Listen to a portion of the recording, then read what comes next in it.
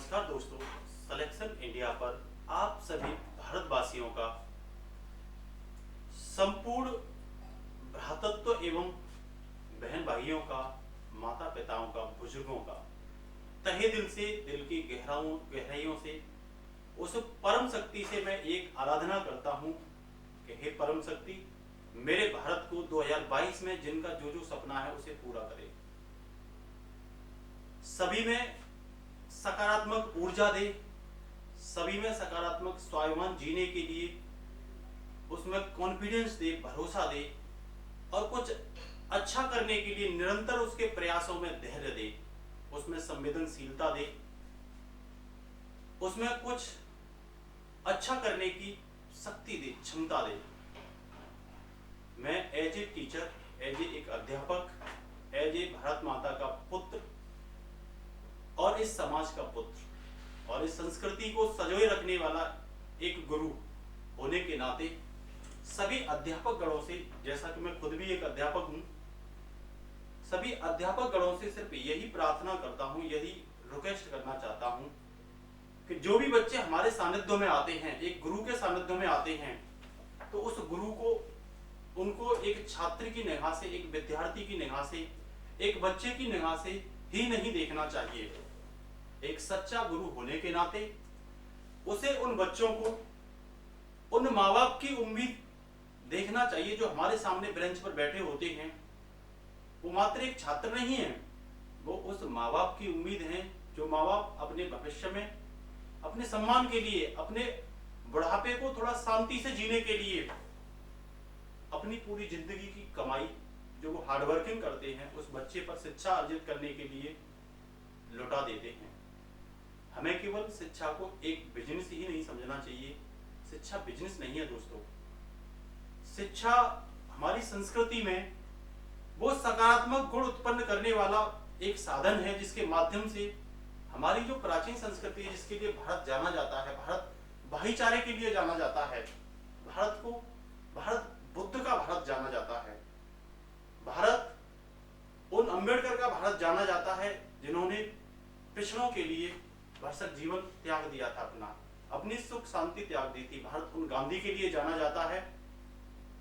जो कभी अपने स्वार्थ के लिए काम ही नहीं किया। भारत उन भगत सिंह के लिए जाना जाता है जिन्होंने अपने प्राण न्योछावर सिर्फ इसीलिए कर दिए कि आने वाले समय में मेरे जो भाई हैं वो अपनी जिंदगी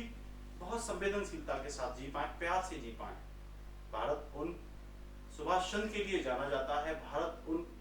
ज्योतिबा फुल्ले के लिए जाना जाता है, भारत उन सावित्रीबाई फुल्ले के लिए जाना जाता है जिन्होंने अपनी जिंदगी की सुख चैन की कोई परवाह नहीं की थी। सिर्फ भारतीय समाज को एकता बनाए रखने के लिए, उसमें शैक्षणिक गुण पैदा करने के लिए, उसको हर एक उसका जो व्यक्ति है उसमें भाईचारा उत्पन्न करने के लिए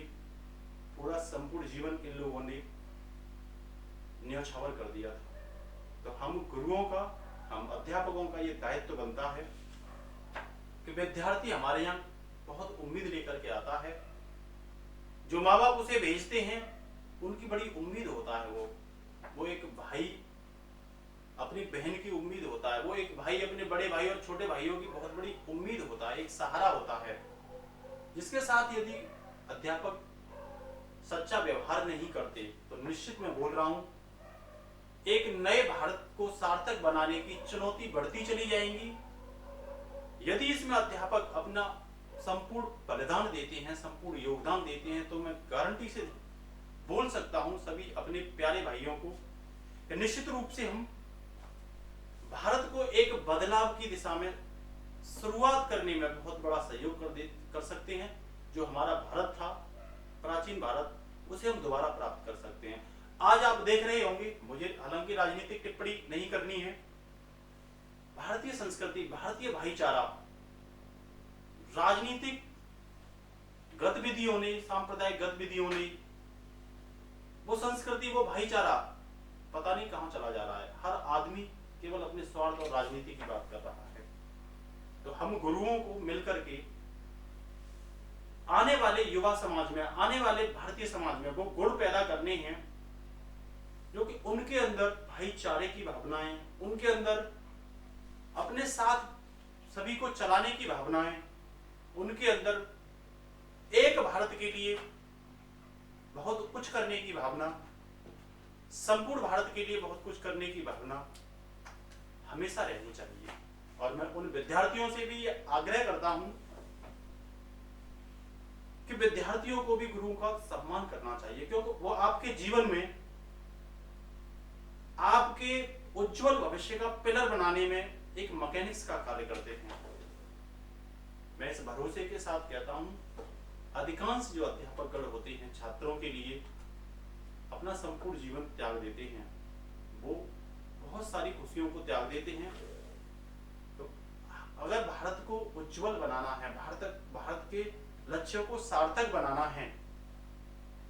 तो निश्चित रूप से उन माँ बाप को, उन बहन को, उन भाइयों को भी उस छात्र का सहयोग करना पड़ेगा। उस समाज को भी उस छात्र में कॉन्फिडेंस पैदा करना पड़ेगा, उसका मनोबल नहीं गिराने की आवश्यकता। दोस्तों, मैं हर एक समाज के नागरिकों से यह आग्रह करता हूं कि अपने आसपास, चाहे गरीब का बच्चा हो चाहे अमीर का बच्चा हो, उसमें शैक्षणिक गुण उत्पन्न करने के लिए अपना पूरा सहयोग करें, उसके साथ सकारात्मक बदलाव लाने की पूरी कोशिश करें। दोस्तों, मैं ये भरोसे के साथ कहता हूं, यदि भारत शिक्षित होता है तो निश्चित रूप से ये भारत एक जगमगाता भारत दिखाई देगा। सिर्फ शिक्षा से, ज्यादा मैं नहीं बोलूंगा,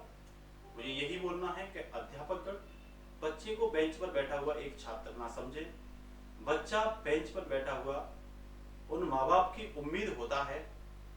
जो उस पर अपनी जिंदगी लुटा देते हैं। इससे ज्यादा मुझे नहीं बोलना। और सभी भारतवासियों को जो भी मेरी इस वीडियो को देख रहे हैं, नववर्ष की ढेर सारी शुभकामनाएं देता हूं और शक्ति से आग्रह करता हूं